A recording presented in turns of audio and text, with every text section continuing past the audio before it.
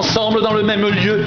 Tout à coup, il vint du ciel un bruit comme celui d'un vent impétueux et il remplit toute la maison où ils étaient assis. Des langues semblables à des langues de feu leur apparurent séparées les unes des autres et se posèrent sur chacun d'eux.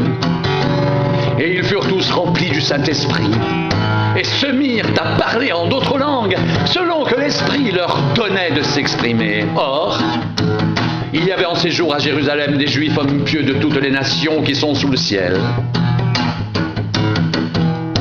Au bruit qui eut lieu, la multitude accourut, et elle fut confondue parce que chacun les entendait parler dans sa propre langue.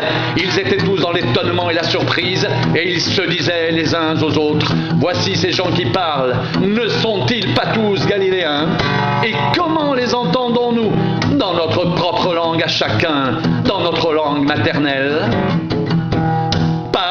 Mède, Élamite, ceux qui habitent la Mésopotamie, la Judée, la Cappadoce, le Pont, l'Asie, la Phrygie, la Pamphylie, l'Égypte, le territoire de la Libye voisine de Cyrène, et ceux qui sont venus de Rome, juifs et prosélytes, crétois et arabes, comment les entendons-nous parler dans nos langues des merveilles de Dieu? Ils étaient tous dans l'étonnement, et ne sachant que penser, ils se disaient les uns aux autres, que veut dire ceci? Mais d'autres se moquaient et disaient, ils sont pleins de vin doux.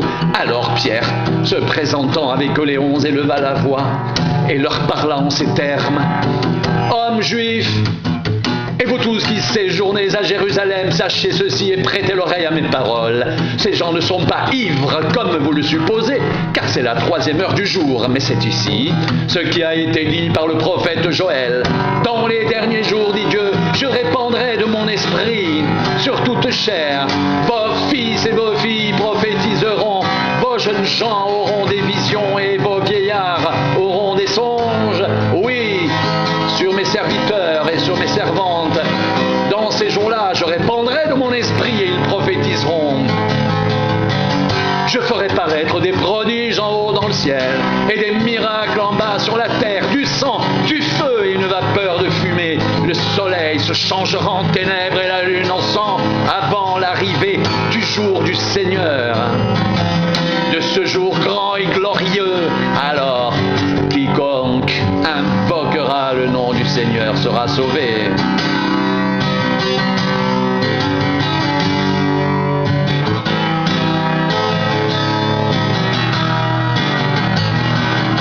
Hommes israélites, écoutez ces paroles.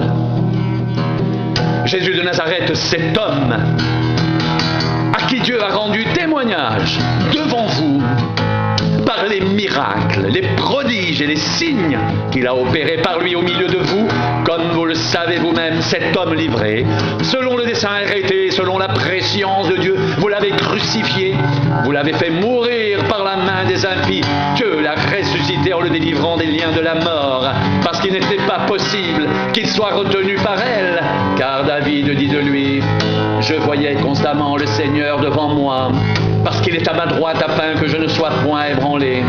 Aussi mon cœur est dans la joie et ma langue dans l'allégresse, et même ma chair reposera avec espérance, car tu n'abandonneras pas mon âme dans le séjour des morts et tu ne permettras pas que ton sein voie la corruption. Tu m'as fait connaître les sentiers de la vie, tu me rempliras de joie par ta présence. Hommes frères, qu'il me soit permis de vous dire librement au sujet du patriarche David qu'il est mort, qu'il a été enseveli et que son sépulcre existe encore aujourd'hui parmi nous, comme il était prophète et qu'il savait que Dieu lui avait promis avec serment de faire asseoir un de ses descendants sur son trône. C'est la résurrection du Christ qu'il a prévue et annoncée en disant qu'il ne serait pas abandonné dans le séjour des morts et que sa chair ne verrait pas la corruption. C'est ce Jésus que Dieu a ressuscité.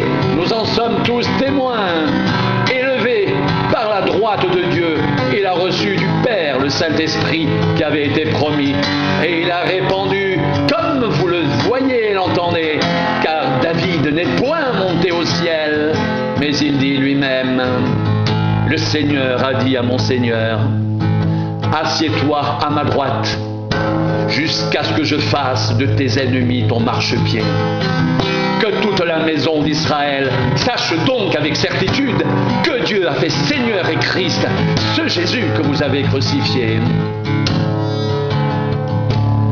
Après avoir entendu ce discours, ils eurent le cœur vivement touché.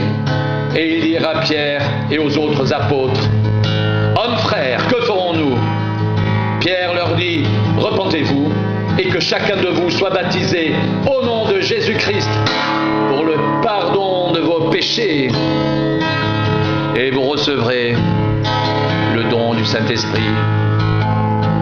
Car la promesse est pour vous, pour vos enfants, et pour tous ceux qui sont au loin, en aussi grand nombre que le Seigneur, notre Dieu, les appellera. » Et par plusieurs autres paroles, il les conjurait et les exhortait, disant, « Sauvez-vous de cette génération perverse !» Ceux qui acceptèrent sa parole furent baptisés. En ce jour-là, le nombre des disciples augmenta d'environ 3000 âmes. Ils persévéraient dans l'enseignement des apôtres, dans la communion fraternelle, dans la fraction du pain et dans les prières. La crainte s'emparait de chacun d'eux.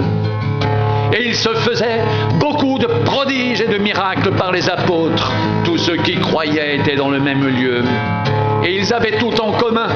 Ils vendaient leurs propriétés et leurs biens. Et ils en partageaient le produit entre tous, selon les besoins de chacun. Ils étaient chaque jour tous ensemble assidus au temple.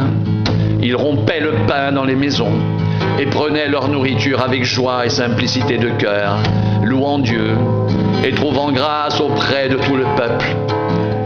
Et le Seigneur ajoutait chaque jour à l'Église ceux qui étaient sauvés.